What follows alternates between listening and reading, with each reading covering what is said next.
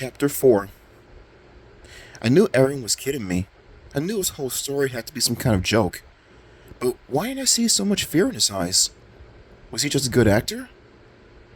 Well, maybe I'll see you around, I said.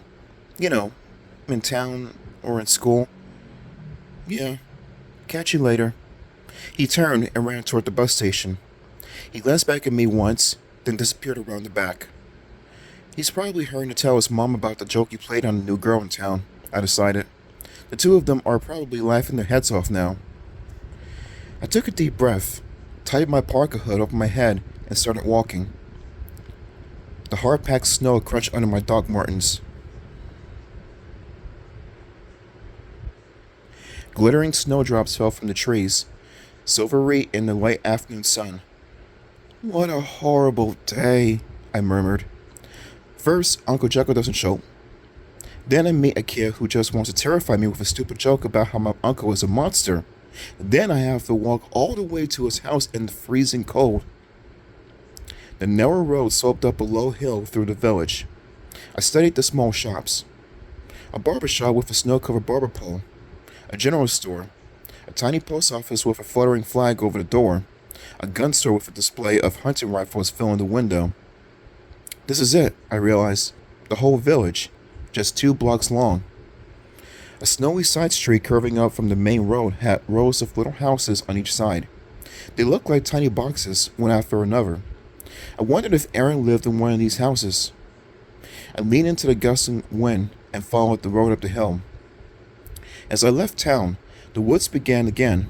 The tree branches creaked and groaned, shifting in the breeze. I heard small animals scuttling over the ground. Squirrels, I thought, or maybe raccoons. The road curved sharply. I still hadn't passed a single person or car. My backpack bounced on my shoulders as I climbed. Oh! I uttered a sharp cry as Uncle Jekyll's house suddenly came into view. The house. It did look like an evil castle from an old horror movie. Wet snowdrops from the trees blew into my eyes, blurring my vision. I wiped the snow away and stared up at the enormous dark stone mansion. My new home. A sob escaped my throat. I quickly swallowed it. You're going to be fine, Heidi, I told myself. Don't start feeling sorry for yourself before you even give it a chance. It's an adventure, I murmured out loud. Yes, I plan to think of my new life as an adventure. My eyes on the house. I trudged up the steep hill. My shoes slipped in the wet snow.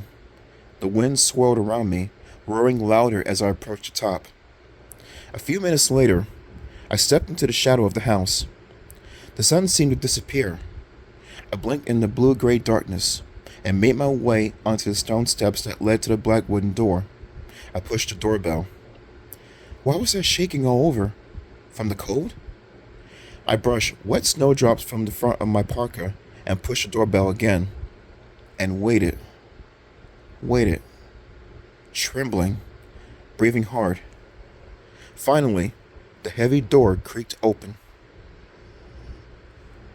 A head poked out, a pretty girl's face ringed by long black curls.